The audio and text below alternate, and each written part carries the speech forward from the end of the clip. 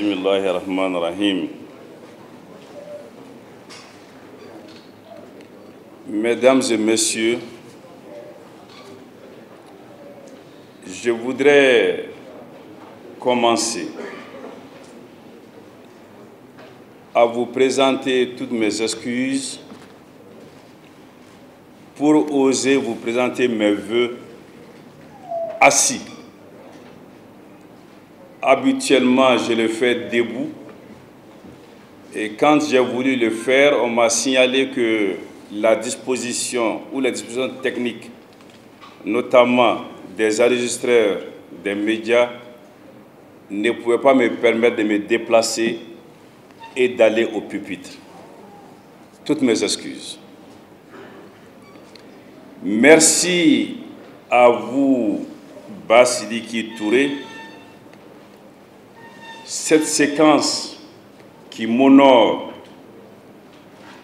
n'était pas prévue.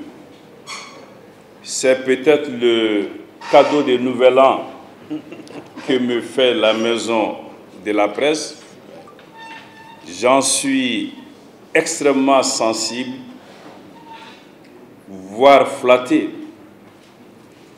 Et ces bons mots doivent m'obliger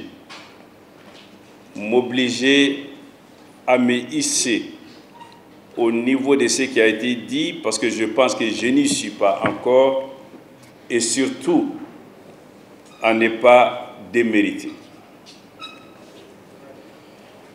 Monsieur le Président de la Maison de la Presse, Bandjougou Dante, cher cadet, Monsieur le Président de l'Association professionnelle de la presse en ligne, Modibo Fofana, Monsieur le Président de l'Union nationale des journalistes du Mali, Fakra Fayenke, je termine par le meilleur, Madame Koumba Tangara, vice-présidente de l'Union des radios et télévisions libres du Mali, Mesdames et Messieurs, les représentants des fêtières de la presse, des associations de médias publics et privés nationaux et internationaux, Mesdames et Messieurs, les directeurs et représentants des organes médiatiques écrits, audiovisuels, en ligne et des médias sociaux, chers amis, chers compagnons, chers camarades du Front pour la sauvegarde de la démocratie FSD et du mouvement du 5 juin, Rassemblement des forces patriotiques M5 RFP, parmi lesquels d'éminents chefs de partis politiques ou d'associations dont je salue avec déférence la présence de qualité et en nombre.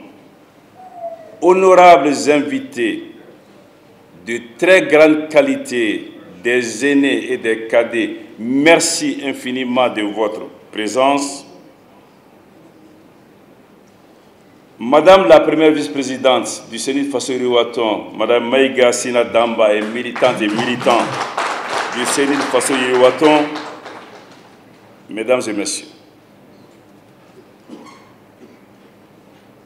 cette rencontre est un plaisir et une joie.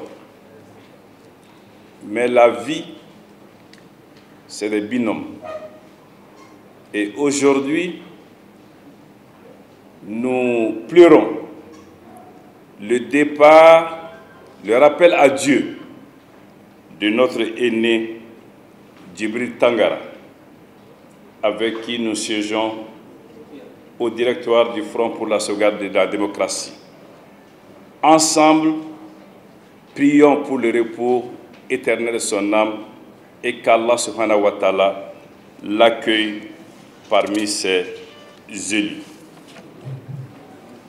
Mesdames et messieurs, vos confrères Amadou Nyambouli, Moussa Bana Diko et Olivier Dubois sont privés de liberté depuis 2020 et 2021. Je sais que vous-même et les autorités travaillez d'arrache-pied et sans répit pour leur libération. Formulons ensemble le vœu qu'ils rejoignent très rapidement, le plus rapidement possible, leurs familles, leurs organes et leurs collègues et confrères. Mesdames et messieurs, permettez-moi tout d'abord de remercier Allah, subhanahu wa ta'ala, qui, dans sa magnificence, me confère encore l'honneur et le plaisir de vous souhaiter, au nom de l'ensemble des militantes et militants du Congrès national d'initiative démocratique Seyid Fassoyri Waton, et à mon nom propre, mes vœux les plus sincères et les plus chaleureux pour l'an 2023. Ces vœux s'adressent à chacune et à chacun d'entre vous, ainsi qu'à vos familles, vos proches et aux organes de presse que vous représentez. Je salue la presse régionale et locale qui joue un rôle déterminant non seulement dans l'enracinement de la démocratie et la consolidation des bases économiques et sociales de notre pays, mais aussi dans la réussite de la transition en cours. Rappelons-nous toujours en effet que notre capital le plus précieux et notre armure la plus sûre reste et demeure le peuple qui a besoin de savoir et de comprendre pour adhérer et soutenir. Qui mieux que vous, mesdames, messieurs de la presse, peuvent être l'interface entre les pouvoirs publics, les politiques publiques et les citoyens. Pour cette raison, et pour beaucoup d'autres, nous devons individuellement et collectivement œuvrer à la consolidation d'une presse libre et économiquement viable. La presse, sans doute, est irremplaçable en démocratie. Mais je le répète, on ne peut de bonne foi adresser des vœux sincères à la presse malienne sans aborder certaines de ses faiblesses qui sont d'ailleurs reconnues, Monsieur le Président vient d'en parler, par ses propres structures faîtières et de régulation, et qui touchent à des domaines aussi variés que la formation, la sécurité de l'emploi, le respect de la déontologie, les questions organisationnelles, la faiblesse des moyens, l'indépendance, la responsabilité des journalistes, notamment devant les juges.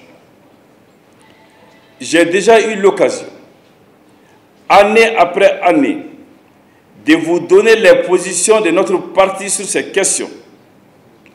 Et j'ai également suivi, Monsieur le Président de la Maison de la Presse, avec une attention particulière, votre récente rencontre d'échange avec les organisations professionnelles de la presse qui s'est tenue le 24 novembre dernier.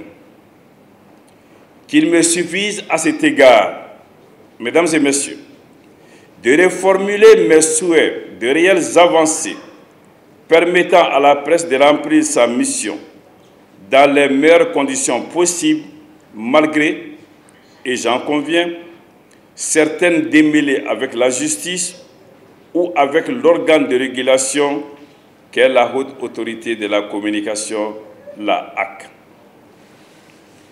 Mesdames et messieurs, je voudrais à présent profiter de l'occasion qui m'est offerte aujourd'hui pour revenir sur certaines questions qui me paraissent d'intérêt national. Car la cérémonie qui nous réunit encore ce matin, pour la 24e fois d'affilée, est pour nous plus qu'une tradition. C'est un espace d'échange qui, aussi utile voire indispensable soit-il, n'a pas la prétention d'apporter des propositions de solutions à tous les problèmes et défis que rencontre notre pays dans sa marche vers le progrès, le développement dans un contexte national et international particulièrement sensible. Cependant, il a l'avantage, cet espace, d'être un moment privilégié de dialogue fécond entre la presse et notre parti et pourquoi pas un véritable pont parmi d'autres, bien sûr parmi d'autres, entre la classe politique et les médias. L'année qui vient de s'achever, mesdames et messieurs, ne pouvait qu'être difficile pour notre pays et nos compatriotes en raison de notre volonté unanime et déterminée, inébranlable, de reconquérir notre souveraineté.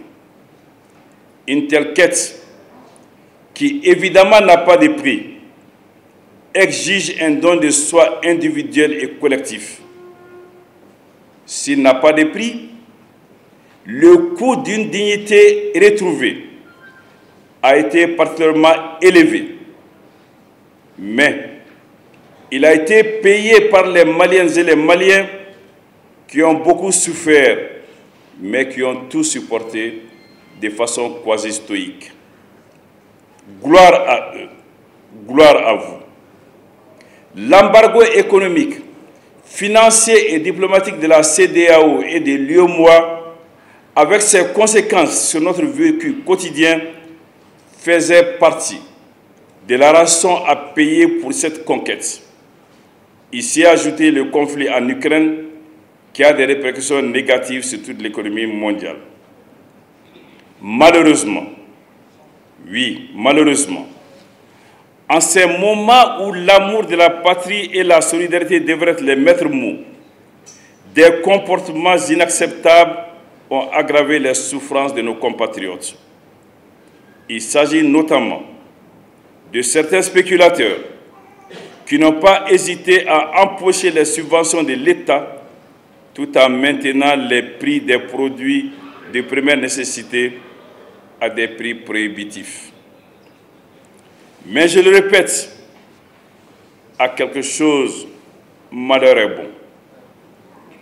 En effet, face à l'adversité, nos compatriotes, individuellement ou en groupe, ont choisi la voie de la dignité, de la résilience et de la patrie. Bref, ont choisi la voie d'un Mali debout. Ainsi, contrairement à ce qui était ourdi, l'État malien ne s'est pas effondré et les Maliens, comme un seul homme, une seule femme, se sont mobilisés le 14 janvier 2022 pour défendre notre pays et créer autour de nos forces de défense et de sécurité une union sacrée qui contribue dans une large mesure à leur montée en puissance. Mesdames et messieurs, nul ne peut aujourd'hui contester un acquis important, inestimable de la transition, à savoir la fierté retrouvée d'être malienne ou d'être malien. Hier, en présence des autres, nous rasions les murs. Aujourd'hui, nous sommes enviés et magnifiés. Ils veulent que nous réussissions. Et mieux, ils essaient de faire comme nous et surtout de pousser à faire comme nous. Or, ce que nous faisons, c'est juste revendiquer notre souveraineté, qui d'ailleurs est l'apanage de toutes les nations libres. Et nous exigeons que cette souveraineté soit respectée. Dans ce cadre, et cela devrait même aller de soi, nous demandons simplement que nos options et nos choix soient acceptés et respectés et qu'en toute hypothèse, nos intérêts soient pris en compte dans toute collaboration. Sur le socle de la fierté, de la dignité retrouvée et de notre souveraineté imposée, nous devons désormais consolider les grands chantiers que sont l'instauration de la sécurité sur l'ensemble du territoire national, les réponses à apporter à la demande sociale, de meilleures performances et résultats économiques, l'accélération des réformes politiques et institutionnelles, la lutte acharnée contre la corruption et l'impunité, l'apaisement du climat sociopolitique et la reprise de notre place dans le concert des nations.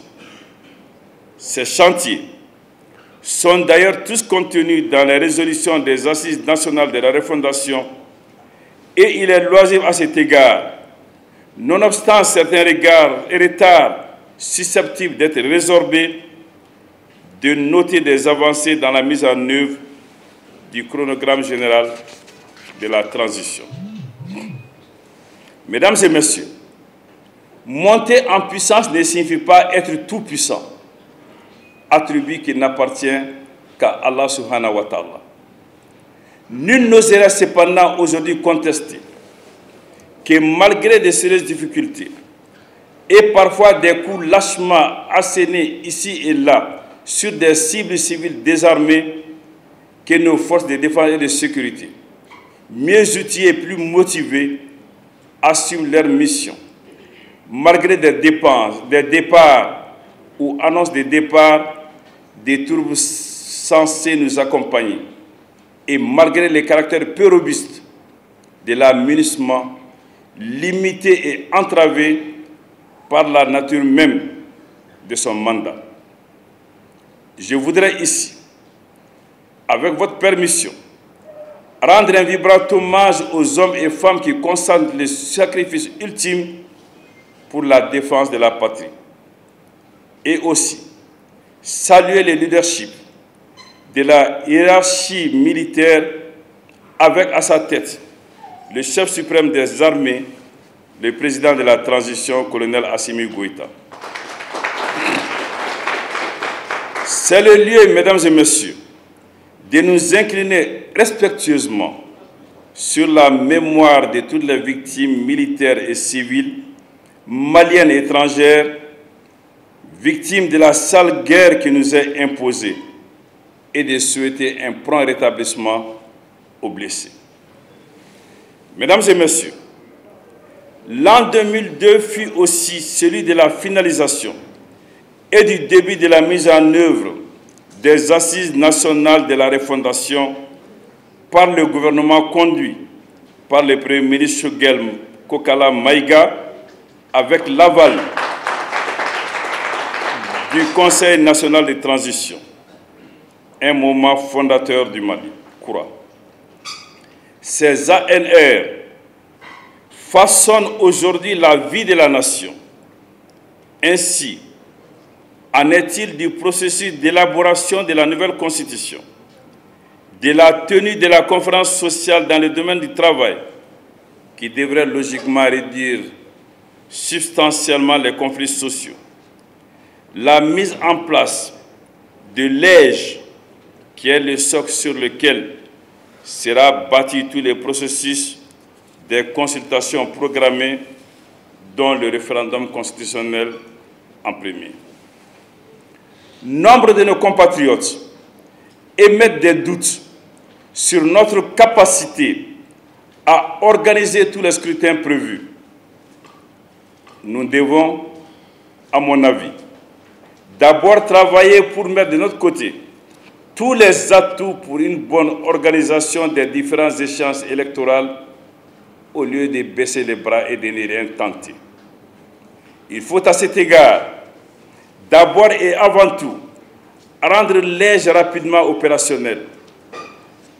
Il faut travailler pour que les citoyens croient en l'importance de leur bulletin de vote, qu'ils adhèrent au processus électoral, qu'ils aient un accès facile et sécurisé au bureau de vote et qu'ils aient enfin une claire compréhension des techniques de vote. La démocratie, nous le rappelons, ne se résume pas à l'élection. Et contrairement à ce que beaucoup croient, celle-ci, je veux dire l'élection, ne se réduit pas au jour du vote, loin s'en faut. à ces conditions essentielles, il serait possible de relever les défis d'organiser des élections inclusives, transparentes et régulières, et dont les résultats seront acceptés par tous.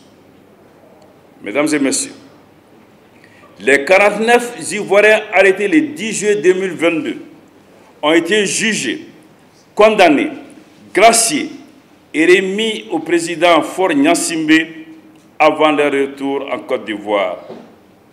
Il faut se réjouir de cette solution diplomatique qui a pris le relais de la justice et qui seul devait prévaloir entre deux pays frères, liés par des liens historiques, géographiques, sociologiques, économiques, politiques et diplomatiques. Cette parenthèse fermée devrait amener la CEDEAO à mieux appréhender les problèmes des pays membres et de la sous-région et à faire œuvre d'introspection, voire de remise en cause pour éviter un Big Bang régional. Mesdames et messieurs, malgré d'incontestables acquis, tout n'est pas rose, loin s'en faut. En effet, des pesanteurs, voire des menaces planent encore sur notre pays. Ils ont pour nom, entre autres, les difficultés d'application de l'accord d'Alger, la persistance de la corruption, l'impunité, la baisse du pouvoir d'achat et aussi les sanctions occultes qui ne disent pas leur nom et qui frappent notre pays à raison de nos choix. S'y ajoutent les défections de certains soutiens de la première heure de la transition pour différentes raisons. Il faut s'interroger, les interroger et corriger ce qui a lieu d'être corrigé.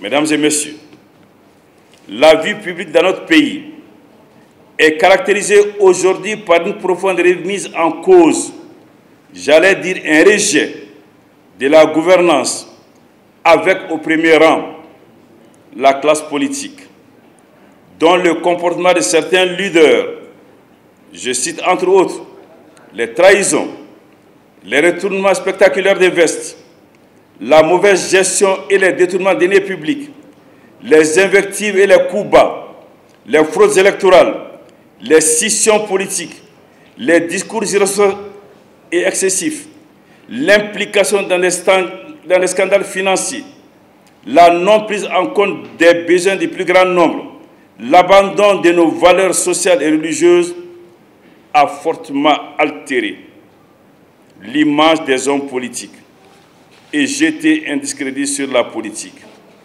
Pire, un discrédit sur la démocratie elle-même. Avec ces hommes politiques, se sont également compromis d'éminents responsables de la société civile, des militaires, des civils, des femmes, des hommes, des jeunes et des vieux. Malgré tout, certains sont restés dignes.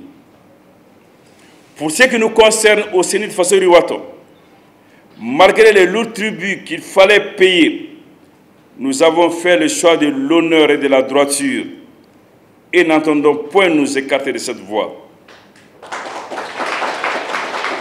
Nous poursuivrons ainsi, non seulement pour la réussite pleine et entière de la transition dont nous sommes partie prenante, mais aussi pour aborder sereinement l'après-transition. Que faire donc, mesdames et messieurs, face à cet état des lieux désolant, si ce n'est de faire le constat qu'il existe de bons et de mauvais dans toutes les couches de notre société, et que dès lors, il convient de rechercher de mettre ensemble ceux qui ont les malices chevillés au corps et qui mettent le pays au-dessus de toute autre considération partisane, régionale, communautaire, professionnelle ou autre. Ne comptera donc que la dédicace pour le Mali. À ce sujet, et pour ce qui nous concerne, nous rendrons public très prochainement un projet structuré dans ce sens avec comme axe central rassembler pour construire. Mesdames et messieurs, permettez-moi de conclure en remerciant du fond de cœur toutes les personnalités et personnes anonymes qui nous ont fait l'honneur d'entrer dans cette salle. Je reconnais certains Maliens de la diaspora et à travers eux, je rends un vibrant hommage à nos compatriotes établis à l'extérieur qui de tout temps ont tout donné à la mère patrie. Je reconnais des pionniers, des ouvriers de la première heure pour l'instauration de la démocratie et du multipartisme de notre pays. Je reconnais des femmes et des hommes qui ne demandent qu'une seule chose, servir le Mali. Je redis, reprenant mes vœux du 31 décembre et pour clôturer, bonne et heureuse année aux malades, aux indigents, aux malheureux, aux personnes qui n'ont personne pour leur souhaiter une bonne année, aux déplacés et à toutes les victimes de la barbarie humaine. Bonne année à celles et à ceux qui ont choisi de se sacrifier pour protéger les autres. Bonne année à nos forces de défense et de sécurité. Bonne année à toutes. Bonne année à tous dans la paix, la quiétude et le bonheur. Merci, mesdames et messieurs, de votre aimable attention.